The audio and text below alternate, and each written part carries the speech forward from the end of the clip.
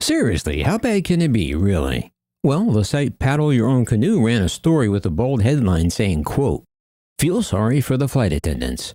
Iberia's new A321Xlr long-haul jet features a much-required component that is so small that even contortionists would struggle to work inside."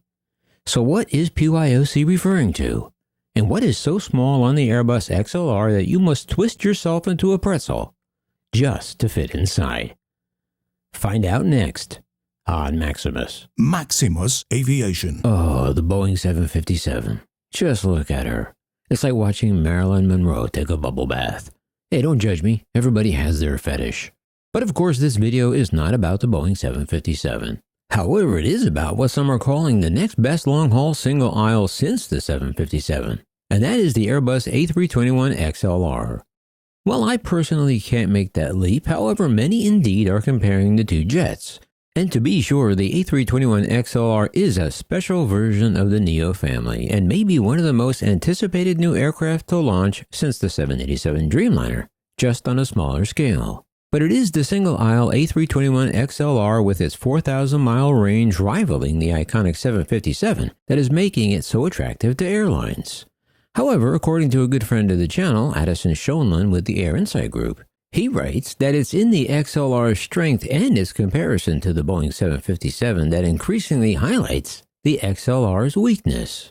And look no further than Spanish flagship carrier Iberia Airlines. Iberia, the XLR launch customer late in 2024, discovered this weak spot in real time when it started transatlantic service from Madrid to Boston in late 2024. However, weak spots aside, and I'll get to that in a minute, Iberia plans to add more XLR service to Brazil, and Aer Lingus plans to serve several secondary markets in the United States from Dublin. However, Schoenlund says that it is this type of route exploitation that plays right into the XLR's long range. This means new markets are opened at relatively low risk for airplanes. And if these markets mushroom as is hoped, these two airlines can upsize the A330 or other large wide-bodies, a process well established in the industry. However, the key to success is always having the perfect market opening tool, something the 757 proved very well for several U.S. airlines flying from the U.S. East Coast to secondary markets in Europe. Okay, so that brings us to the only real flaw and difference between the Boeing 757 and the Airbus XLR, and that is the XLR's undersized galleys and cabin service, which, as on any long flight, becomes increasingly more important with each passing in-flight hour. Now, while I'm sure some of you are saying, "Come on, Maximus, that's not a flaw," but as you'll see, it really is. But a flaw Airbus was well aware of during the design phase. But you have to remember that the Airbus XLR passenger who flew up to 10 hours on overseas flights on other variants were typically on wide-body jets with sufficient room to stretch out and, more importantly, are used to full galley and meal service. For example, in the U.S., on transcontinental flights of around 5 hours, such as from New York to San Francisco, they routinely offer no meal service other than snacks and drinks. However, Americans have gotten used to this, and let's face it, in-flight service of any kind has become non-existent. But Air Insight points out that when you think of international flights, the expectations are different. Americans are used to no in-flight meals on 5-hour flights, even to locations as far south as Panama. But when the flight is closer to 10 long hours, well, passengers, especially overseas passengers, expect to be fed an authentic meal of substance, if not quality, as well. Oh boy, those Europeans really take their meals seriously. And here's where, as Air Insight puts it, here's where we hit the XLR's Achilles heel, which is that the aircraft does not have the facilities to ensure economy passengers can get the service they likely expect. And that's because the one major drawback of the XLR is that by achieving its long range, it also required a larger fuel tank. But to compensate for the larger tank, the aircraft and airlines have had to sacrifice valuable revenue-generating seats. This means that while the plane could fly as far as the 757, it won't be able to fly as many passengers. And when airlines such as Iberia and others want to cram as many passengers into that rather cramped tube as possible, something had to give. And that something was galley and lavatory space. So while the XLR has an impressive range, it had to sacrifice seats, where the 757 can carry 200 to 240 passengers, a maximum of about 4,000 nautical miles. The XLR can fly much further, up to 5,000 nautical miles. But the drawback for the XLR is that it can only carry up to 206 passengers. But airlines are first and foremost in the transportation business, not in the food serving business, so if you are on the XLR midway across the Atlantic, when you get to hangries, well, you're still going to have to settle for chips or crisps, as the English say, and maybe some microwave snacks and some drinks. But look on the bright side, and I mean that literally. While you're cranky and hungry, the XLR not only has much better fuel efficiency, but it also has LED lighting and better pressurization, making it a much more passenger-friendly experience. So hey, there's that. But this limitation wasn't a surprise to Airbus, and they were quite aware of this issue and calculated the pros and cons. And that is why the XLR comes with what Airbus calls cabin flex, which might be what economy class cabin attendants already use in most legacy variants. Iberia selected Airbus's flex space-saving solution, which literally halves the size of the galley. But like I said, how bad is it really? The folks at Paddle Your Own Canoe said, feel sorry for flight attendants. Iberia's new A321Xlr long-haul jet features tiny galleys that even the most greatest contortionist would struggle to work in. I mean, sure, the only tiny galley on the XLR is in the rear of the plane next to the only lavatory on the XLR, which happens to be in the rear of the plane, but come on, who in their right mind could possibly not love the fact that your frozen pizza rolls are microwaved right next to the wafting waves left over from the stale airport corn nuts and blue airplane toilet water? Besides, it's only a 10-hour flight.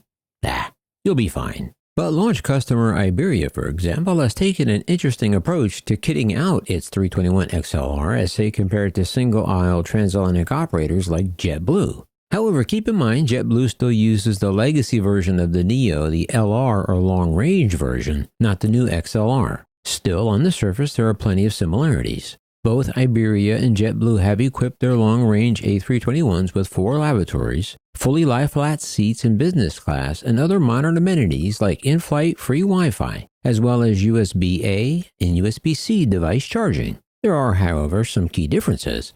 JetBlue has opted for a more premium configuration with 24 Mint business class seats and just 114 economy seats throughout the entire aircraft.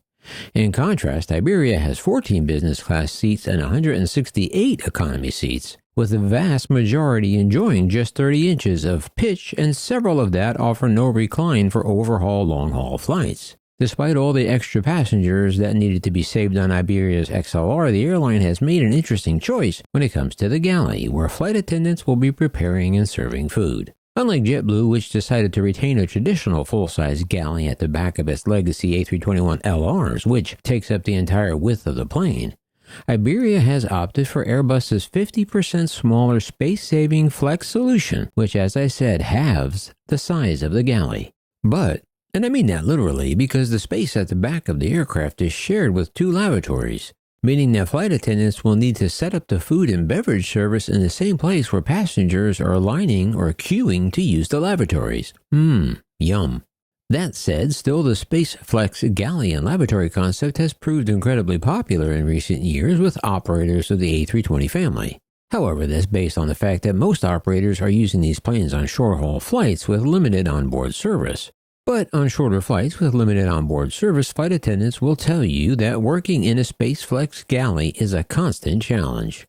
But it's still early in the XLR's life, so what additional challenges a SpaceFlex galley-lav combo will present when, or if, flight attendants are trying to prepare a full long-haul style service for up to 168 passengers remains to be seen. This is what the layout looks like on Iberia, and this on Aer Lingus. But to quote the Air Insight article, one flight back there is probably all it takes for economy passengers to look for another option. Still, while the airline selected this layout, it was Airbus that offered a distinctly risky option for in-flight meal services. But it's both the carriers and Airbus that own the decision and how people will react to their travel experience. And I'm pretty sure they won't notice when they board the plane, but like I said, somewhere over the ocean when they realize it, well, one could imagine all sorts of reactions. So that brings us to the XLR's niche, if you will. Airbus has over 500 XLR orders, and Boeing delivered a total of 1,069 757s. But will the XLR exceed that number, or will it end up like the 757, just a niche piece of kit? So the bottom line comes down to the bottom line, and that means profit for the airlines. The XLR promises to deliver long-range flights for around 200 passengers at a tremendous fuel-saving increase over the 757. And this is simply irresistible to airlines that have international services. As the Insight put it, being able to hub-bust your foreign competitors is among the most desirable outcome. So in conclusion, the Insight says the XLR is like the 787-8. However, Boeing delivered far more 787-9s than 8. They too believe that Airbus will likely deliver far more A321LRs rather than XLRs, explaining that airlines do not require big fleets of market makers. Like a master key, you only need a few to make things efficient, and every aircraft comes with trade-offs. The XLR offers useful capability, and the cabin flex feature looks clever. So would you, or perhaps will you, be comfortable flying 10 hours in a narrow-body A321XLR without a decent airline meal? Boy, that's an oxymoron if I ever heard one. Nonetheless, is this a deal-breaker for your next cross-Atlantic voyage to a faraway exotic land? Or do you really not care either way? Either way, meet me down in the comments and let me know down below. And as always, thanks for watching. Until next time, yeah, this is Maximus.